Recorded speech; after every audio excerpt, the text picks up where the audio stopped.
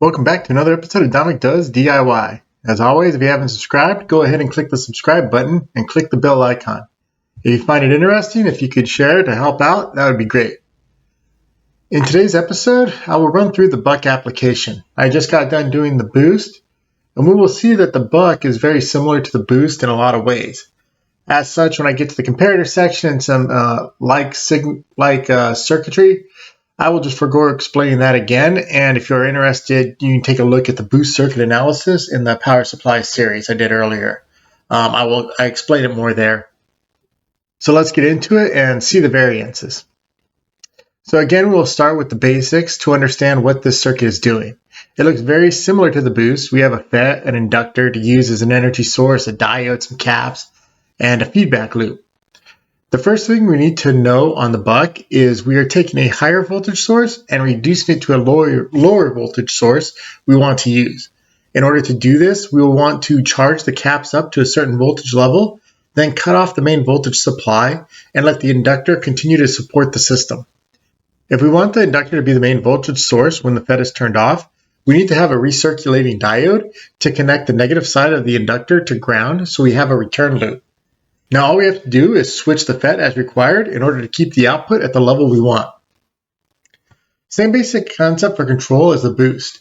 We have our two comparators. This time, however, I added the compensation circuit to the system. The reason that you see it on controllers is because if you do it correctly, it does tune the system a little bit more for efficiency and accuracy on your output. Also, I did not go into great lengths to determine the proper values for this compensation circuit, as it's really dependent on the silicon of the IC for the controller and related to the transconductance of the internal op amps. This goes a little bit beyond my field of study, to be honest, so I won't speak more on it. I just know that usually R2 and R3, the compensation resistor and capacitor there are usually about those values when I've used them in different controller ICs. One thing to notice on the feedback comparator, the feedback voltage is on N plus for the Buck, whereas in the boost circuit, the feedback voltage was on N minus. This is due to the fact we have an inverse operational desire due to the fact we are using a PMOS instead of an NMOS for our switching FET. So we do have a PMOS here as our switching FET. So in order to turn the PMOS off, our control has to be high. And when we want to turn the PMOS on, we want to have our control low. So now let's go ahead and take a look at our formulas. So just like in the boost circuit, we need to take a look at our duty cycle, the inductor, the peak current out, the output capacitor, right? The diode. We need to take a look at the diode and its current. So just like the boost, we got to take into account our input and output voltage, our desired current, our ripple voltage, our operating frequency, and our desired efficiency. From that, we can then use these formulas to go ahead and calculate all of our values. Our duty cycle, our inductor, our max output, our output capacitor. And then on this one, I didn't do this on the last one, I just kind of spoke about it. So this one I went ahead and calculated it. So I just chose, normally when you use these diodes, you use a Schottky diode. So you have a low voltage for VF. And then so I went ahead and calculated what's the current going to go through that Schottky diode that we need to plan for, and what's our power output. So you got to make sure that the Schottky diode can handle this in the design. I went ahead and threw all these numbers in so you can see I've got a 12 volt system here. Again, I use the same idea of a lithium battery, and they're 3.7 volts per cell, 3 volts when low, 4.2 when high, so that's where these numbers came out. I got my output voltage. I was going to make a 3.3 volt output to feed like a microcontroller or something, and a maximum of 1 amp. And so you can see here, I need a 22 microhenry inductor and an output capacitor of at least 1.38. I went a little higher than that. So you can see here, I got my 22 microhenry inductor. I've got a 30 microfarad capacitor on the output instead of 1.38. Bigger is always better. And the Schottky diode, I just chose one that was there. It's a simulation, so I don't need to do too much about it, but I do have a Schottky diode there. And then my voltage feedback loop right there same as before, I'm going with 1.2 volts. So just like before, my feedback comparator is based on 1.2 volts. So I got the same values. 20K will give me 3.6 volts out. And I've been saying I got this planned for 3.3, but technically it's 3.6. So we'll just adjust these. Not that it's going to really make a big difference on anything, right? 3.3, 3.6, same basic numbers. So 20K is 3.6, 40K was 6 volts, and 65K was 9 volts. So we'll be able to take a look at this during the operation, and we'll see those 3 voltages so we can see how the thing operates. So let's go ahead and do the first run. We got it set up with the 20K resistor right here. And so that means that we should have 3.6 volts output. Let's go ahead and run this. So you can see here, after the simulation has run, we can see that basically after about 0.8 milliseconds, the system oscillates and balances out just at 3.6 volts, which is exactly what our feedback loop would tell us, right? We got that thing set for 3.6 volts. And of course, we get 3.6 volts out. Now, if you're wondering what that compensation circuit does, take a look at this ripple right here. You see how elongated that is? We got a nice, like we can literally see pretty much the rise and the fall of the capacitor. So if I just go ahead and take out my compensation circuit,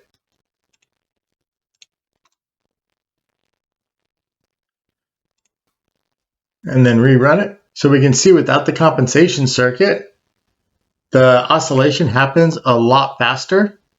So all the compensation circuit is doing is giving time for the system to react a little bit more, slows down the process. So our peaks and our valleys are going to be a little wider with the compensation circuit in place, but it gives the whole system time to react. So let's go ahead and put that compensation circuit back in. And now let's go ahead and see, because remember, this should work. I'm not going to change anything, but now this thing should work. If I just take that to 40K, now this thing should output 6 volts because now my feedback loop is 1.2 volts at 6 volts. So let's go ahead and run it again. So again, you can see, just as expected, I just changed the feedback resistor and we get 6 volts out. So now let's take a look one more time just to make sure that it's pretty effective. We'll take this up to 65K and that should be 9 volts out. Let's run it one more time. So we can see once we change that R1 to 65K, our feedback loop now gives us 1.2 volts at 9 volts. And just as expected, our output is 9 volts. So we can see over here, we have a huge voltage spike. And I was racking my brain trying to figure out what was going on here. Why does it start out so high and peak to 14 volts? But then after a while, it's able to work and the thing is self-regulating. So let's take a look at a couple different things on this to see if we can figure out what's going on. So we'll get rid of the V out, and then we will go ahead and select the feedback and the V reference and our V comparator. And then we will zoom into this very beginning, this trouble part right here. So our V feedback is directly related to our V out, right? It's very proportional to it.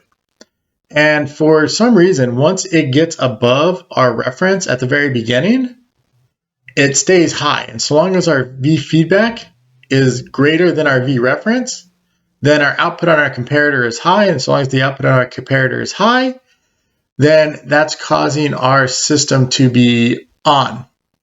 Why is it doing this?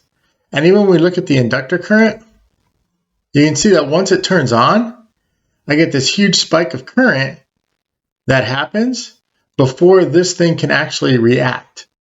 And so that's the problem right now, is the current going through our inductor. It's able to ramp up and charge and generate more energy at the initial start on before the output voltage is actually set. So our inductor is able to hold a lot more energy at that first impulse than later on. after it gets on, after we've after we've turned the inductor on, after the thing calms down, everything works fine after that, and we can just charge it as expected when we turn it on and off. But this initial one, it's able to charge a lot more before that trigger. So that's why you can see up here the IL, it can get up to almost 13 amps before the output gets to a certain voltage.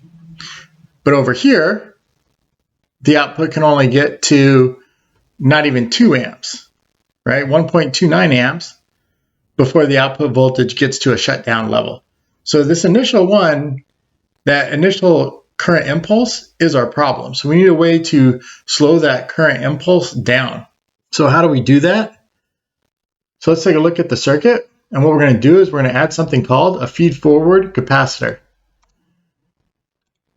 This is used to stabilize the outputs of a circuit, and it's placed between the output and the feedback line.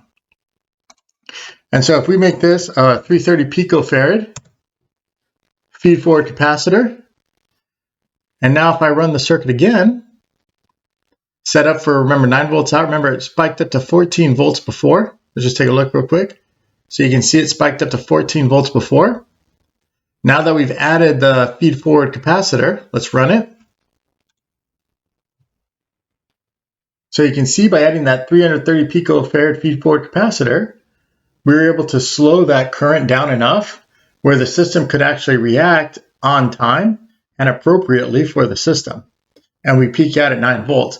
But this feed-forward capacitor is very specific to your output voltage, just like your feedback resistors, like those are set. Once you set those, that's your output voltage. It's the same with this feed-forward capacitor. It's got to be set and tuned for whatever your output voltage is. For instance, let's go down and we'll just turn this into a 6 volt output by making that a 40K. And I won't change the feed-forward capacitor, leave it at 330 pico. Run it again.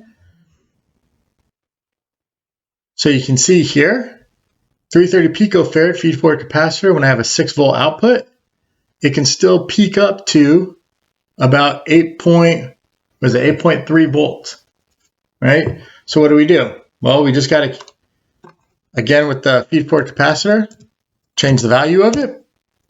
Let's use 1500 picofarad for 6 volts out, and let's go ahead and rerun that one. So we can see with a 1500 picofarad feed-forward capacitor for a 6 volt output, it's a nice clean output. It doesn't spike up and it ramps up nicely. So that was the Buck circuit. Pretty simple design and application. I hope you enjoyed the episode and thanks for watching. If you have any questions, feel free to drop a line below. But until next time, have a good day and see you later.